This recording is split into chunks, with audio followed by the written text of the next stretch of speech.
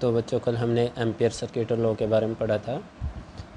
आज हम इसके एप्लीकेशन के बारे में पढ़ेंगे। और सबसे पहले हमने magnetic field due to a long current carrying wire के लिए एक्सपेरिमेंट करनी है। तो यहाँ पर magnetic field due to a long current carrying wire पर कितनी है ये देखेंगे। तो consider an infinitely long wire X Y carrying current I. तो मतलब एक हमारे पास क्या है,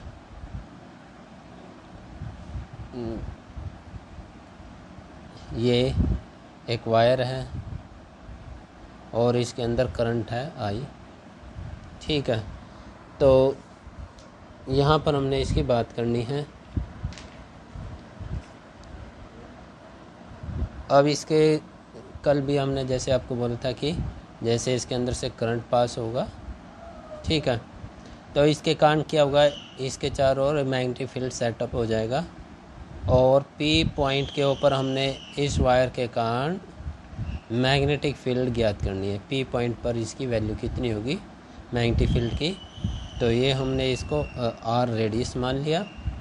तो consider infinitely long wire carrying current I. तो ये है लॉन्ग वायर और आई करंट है इस पर। वी डिटरमाइन हम ज्ञात करेंगे magnetic field at point P के ऊपर जो आर डिस्टेंस पे है फ्रॉम द कंडक्टर, यानी इस वायर से। ड्रा ए सर्कल, एक सर्कल ड्रा कर लेना है ऑफ रेडियस आर, जिसका रेडियस आर है, पासिंग इट्स सेंटर। तो ये इसके सेंटर से पास हो रहा है। ठीक है बच्चों, तो इस तरीके से हमने कैलकुलेट कर लेना है। तो line integral of magnetic field a long circular path. तो यहाँ पर लाइन इंटीग्रल की वैल्यू आपको पता ही होगा कि magnetic field of along the circular path की वैल्यू कितनी होगी, close integral B dot D L. ये हमने कल भी पढ़ी थी। तो एम्पियर सर्किट लॉ क्या कहता है, एम्पियर सर्किट लॉ का कल हमने प्रूव भी किया था। तो एम्पियर सर्किट लॉ कहता है B dot D L is equal to mu naught I. ठीक है, तो यही हमने इसकी डेफिनेशन पढ़ी थी। तो डेफिनेशन में एक बार फिर से आपको रिपीट करा देता हूँ। तो क्या है, the line integral of magnetic field around any close path और circuit is equal to mu naught times the total current threading the close circuit. ठीक है, तो बच्चों कल यही डेफिनेशन हमने पढ़ी थी। Line integral of magnetic field around any close path is equal to mu naught times the total current threading the close circuit. ठीक है, तो ये हमने डेफिनेशन पढ़ी थी और ये मैथमेटिकली हमने इसको लिखा था इस तरीके से। तो ये है वो line integral around and close path, और ये म्यू नॉट टाइम्स है टोटल करंट जो इस वायर के अंदर से पास हो रहा है। ठीक, तो ये बात हम डेफिनेशन के अंदर लिखते हैं। अब angle between the vector B dot D L is 0 degree, कल भी हमने बात की थी। तो यहाँ से इसकी वैल्यू वो कितनी बनेगी, एंगल है वो कितना रहेगा, 0 डिग्री। ठीक है, तो बी और ये हमने स्मॉल एलिमेंट ले लिया जिसकी लेंथ है डी एल। ठीक है, तो ये डी एल है हमारा। तो angle between B and D L, तो डी एल भी इसी डायरेक्शन में, बी भी इस डायरेक्शन में, तो इसका मतलब कितना होगा, 0।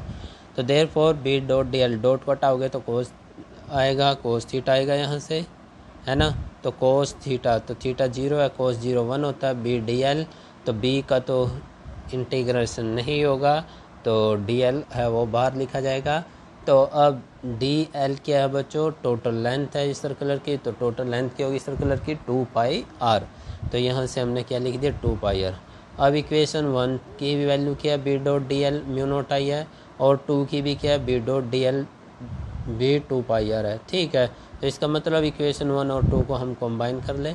इक्वेशन 1 और 2 को जैसे हम कंबाइन करेंगे तो हमारे पास क्या मिलेगा, B into 2 pi r is equal to mu naught I. तो यहाँ से बी की वैल्यू कितनी है, mu naught 2 pi I upon r. तो यहाँ से हमने क्या किया, 2 से गुणा किया, 2 से भाग दे दिया। तो 2 दूनी 4 पाई और 2 आई, ये हमने अपनी तरफ से किया बच्चों। ठीक है, तो 2 से गुणा 2 से भाग, और हम इस रिजल्ट पर पहुँच गए mu naught upon 4 pi 2 I upon are.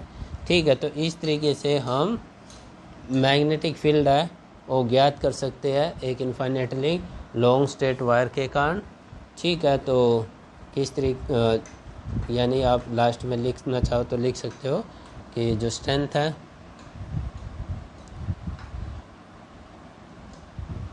Strength of magnetic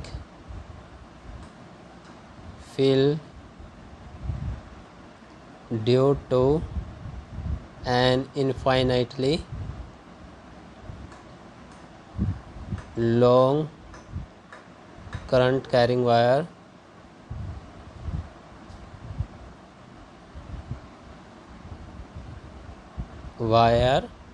ठीक है, at a point जो कितनी दूरी पर है, डिस्टेंस r है, तो इज कैलकुलेट बाई